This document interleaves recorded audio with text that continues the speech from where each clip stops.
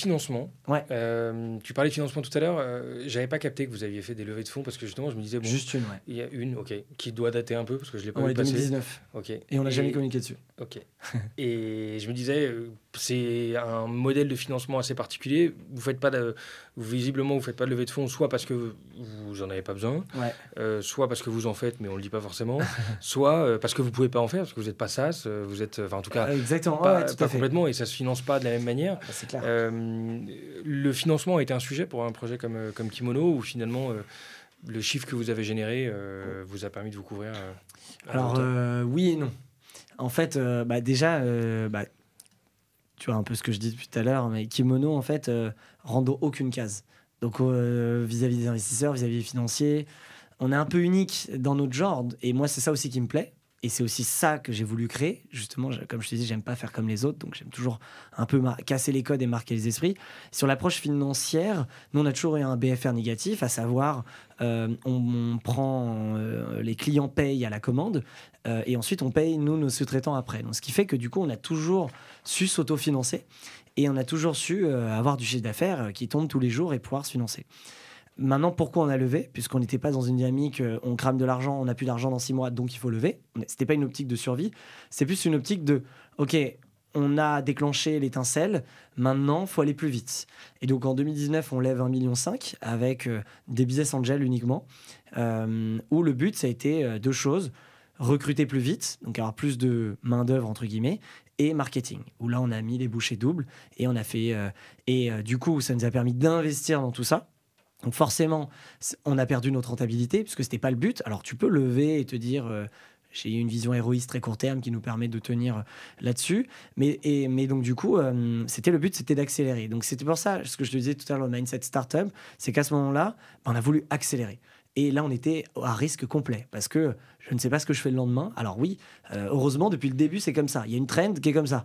Donc, si ça continue, je peux. Ça continue, je peux. Voilà. Et heureusement, jusqu'à aujourd'hui, c'est toujours comme ça. Mais si pour X ou Y raison, un événement majeur arrive, mais comme le Covid ou ailleurs, c'est fini, quoi. Mais moi, j'étais prêt et j'avais envie. Aujourd'hui, tu vois, je sais que je suis beaucoup plus mesuré. Et là, on est dans une autre étape de la boîte. Mais à l'époque, c'était all-in, tu vois, go big, go nothing, quoi. Donc, on lève, on va à fond, on communique pas sur cette levée parce qu'il n'y avait pas trop d'intérêt. On push Kimono. Et depuis, avec le chiffre généré et l'activité, on arrive à s'autofinancer et redevenir rentable. Bon, canon. J'ai envie qu'on parle un peu de toi. Ouais. Toi, tu as une perso assez fascinante. Et ce que je trouve assez magique, c'est que tu t'es créé un univers qui te correspond à fond. Ouais, c'est vrai. Je sais pas comment... et tu arrives à mettre une boîte... Parce que si on commençait à tous s'écouter, moi, le premier, de monter des boîtes dans des domaines qui te plaisent... Ouais. Ça peut vite être casse-gueule parce que tu vas vite faire des choix voilà. Et je trouve que tu arrives à trouver un équilibre qui est assez cool là-dessus, c'est marrant. Et qui est fascinant parce que du coup tu touches et tu fréquentes des gens et tu te nourris de choses qui c'est rare vrai. D'avoir les deux mondes corrélés entre le monde du kiff et le monde du taf. T'arrives à faire c'est très rare. Et tu renvoies ce côté un peu successful et cool à la fois qui correspond à ce que tu dis de Kimono qui est une vie, enfin une boîte, oui, où on kiffe et on s'éclate et on est bienveillant, mais il y a une rigueur et une exigence à côté il n'y a pas de miracle, quoi. Ouais. Non, c'est clair. Le travail paye toujours. Ce que je dis vraiment, il y a un élément, c'est le travail. C'est honnêtement, tu vois, ça se traduit comment chez Kimono, ce travail et cette rigueur? C'est débile, mais c'est quoi? C'est les horaires de travail? Comment tu l'as traduit? Pour illustrer l'exigence que tu as réussi à mettre en place, ça se traduit comment? C'est une bonne question. Comment je pourrais te le dire simplement? Déjà, l'état d'esprit, de toujours progresser, d'être meilleur et de vouloir toujours plus. Ça veut dire, on vise le côté ninja dont tu parlais, quoi. Voilà, on vise la lune pour atterrir dans les étoiles. Donc, comment ce qu'on fait, on est capable de le détruire 3 mois après, c'est nul, on arrête tout, on refait et encore mieux. Comment tu montres qu'en fait, on veut pas être le petit, on veut être le géant et on veut être le leader. Donc, du coup, il y a le mindset. Ensuite, il y a tout processer, tout suivre. Donc, du coup, tu prends plein de good practice, soit ailleurs, soit tu testes des choses. Donc, nous, on note beaucoup de choses. Tout est hyper bien structuré. Il n'y a plus de hasard. Moi, on veut une visibilité sur tout. Bien sûr, on a réussi à déléguer très vite, très rapidement. Donc moi, j'ai réussi à mettre en place un middle management très efficace dès le début qui m'a permis de me concentrer sur la suite avec une vue. Et donc, du coup, on a très vite eu quelqu'un sur les RH, très vite quelqu'un sur les finances, sales, etc.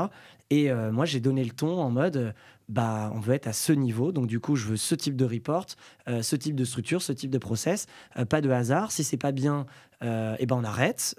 Il faut être... Et tu es dans une dynamique d'apprentissage. Même à mes alternants, mes stagiaires ou autres, je leur dis, là, il y a une richesse de talents autour de vous, une richesse de projets. À vous de l'apprendre. Et si vous l'apprenez... En fait, toutes les personnes qui ont réussi chez nous, qui se sont fait leur propre carrière, ceux qui ont pris, quoi. Ils se sont servis, ils ont testé. Moi, je suis hyper open sur les initiatives, la créativité en interne. Mais derrière, job need to be done.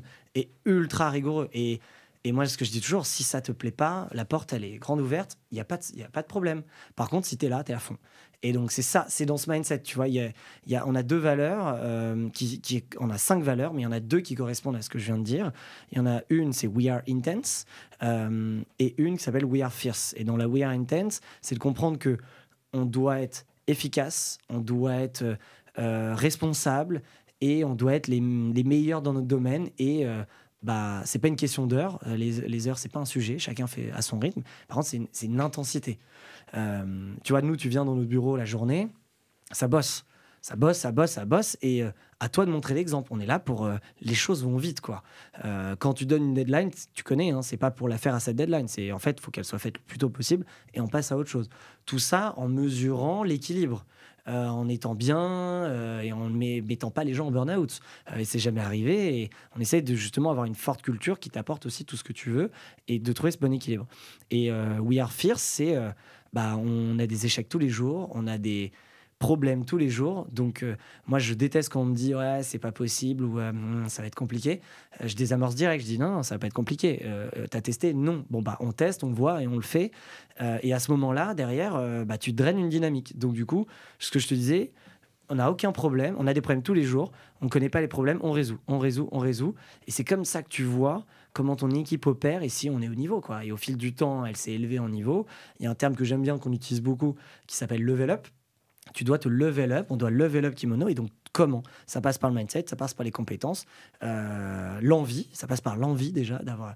Et voilà, et donc tout ça amène une certaine rigueur. Et tu vois, j'ai des personnes qui viennent de grands groupes ou viennent de boîtes qui ont connu 800 personnes.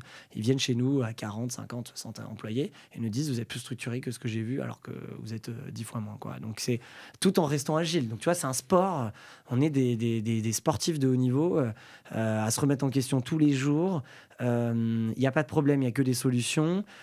Tout ça dans un cadre structuré et sympathique. Et tout ça fait la magie de Kimono, quoi. Donc,